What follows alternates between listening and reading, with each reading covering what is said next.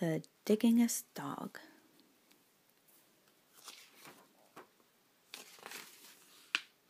I was the saddest dog you could ever see, sad because no one wanted me. The pet shop window was my jail. The sign behind me said, "For sale." I was tied to a bare, hard floor of stone. I could not even dig for a bone. I was living all my life alone, a dog that no one wanted to own. And then one day at 4:30, Sammy Brown came in the door. Sam took one look up at me and cried, "Why are you tied up here inside?" "I've always wanted a dog like you, so I'll tell you what I'm going to do. I'll take you out to the farm with me. You'll play outdoors where you should be." I felt as happy as a pup when Sam paid the man and picked me up. He rubbed my ears, he scratched my head. "I think I'll call you Duke," he said. Sam gave me a collar, he gave me a lead. We left that shop at tremendous speed. We went a long way out of town. We came to the farm of Sammy Brown. It was the nicest place I had ever seen, a pretty white house in a field of green. And in the shade of the apple tree, a special dog house just for me. Next morning, while Sam did his chores, he let me run and play outdoors.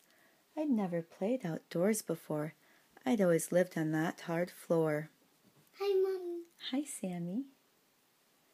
I just want to sleep for you.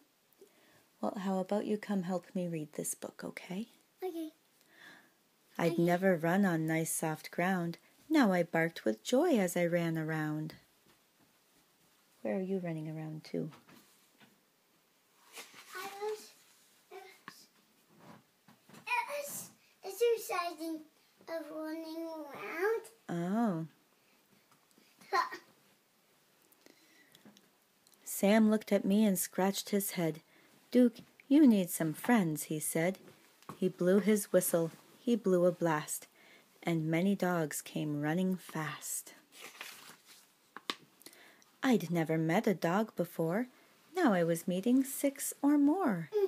They walked around and looked at me. They looked me over. So fun. Yeah, they looked me over carefully. Then, at last, I heard them say, "He's one of us. He'll be okay."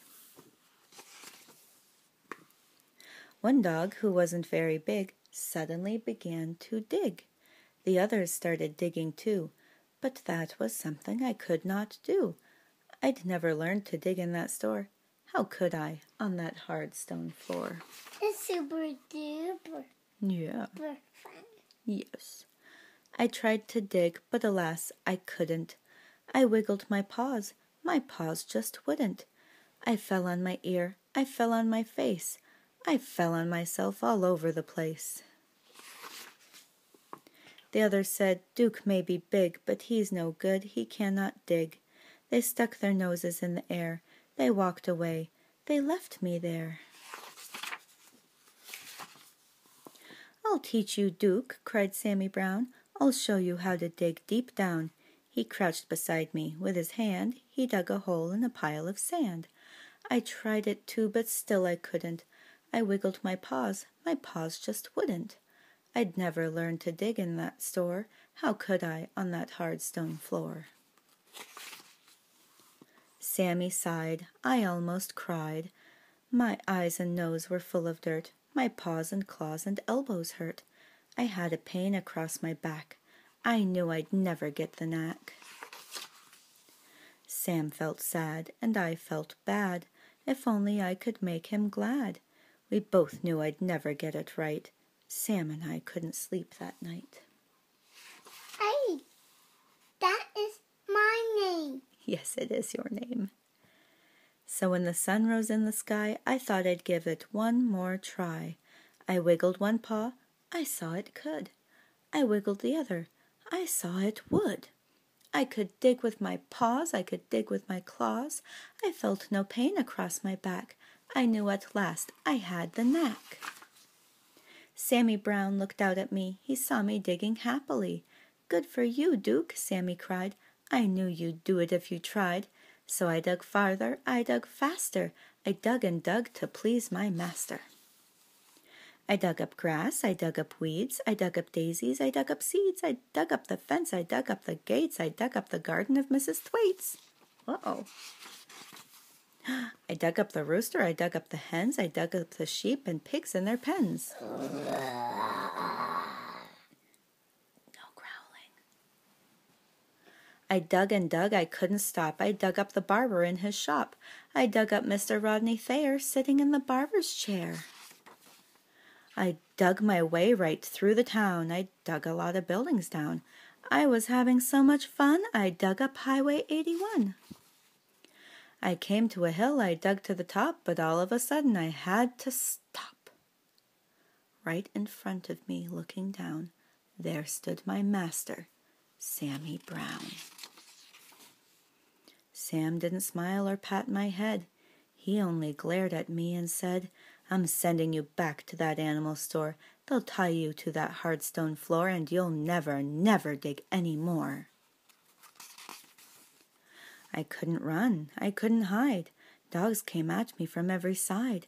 And then suddenly I knew there was just one thing for me to do. I ran away from Sammy Brown. I dug a hole that went straight down. I left him standing up on the top. I dug and dug. I didn't stop. How deep I dug I could not tell, but soon I found I dug a well. Mud and water up to my chin. What a fix I now was in. Oh, thank you, sweetie. I started to sink. I started to yelp. Help, I yelped. Help, help, help, help. I could hear them way above my head. I could hear every word they said. One dog growled, he wrecked our town. This serves him right, just let him drown. But Sam cried, Duke, you've been bad. You've made me sad instead of glad. But we're not going to let you die. We'll get you out. At least we'll try. Then at last I heard him shout, I can't get it. Maybe we can pull you out. Slowly, slowly down they came, each dog part of a long dog chain. I reached up, I touched a nose, I felt them lift me by my toes. Slowly, slowly, bit by bit, they dragged me up out of the pit. I thanked the dogs and Sammy Brown, and then I started back toward town. I knew I had to dig once more to fix things up as they were before. That's what I did. I dug back gates, I dug back the garden of Mrs. Thwaites, I dug back the roosters and the hens, I dug back all the pigs and their pens. I dug all day in the summer sun, I dug back Highway 81. I dug back everything in town, everything that I'd knocked down.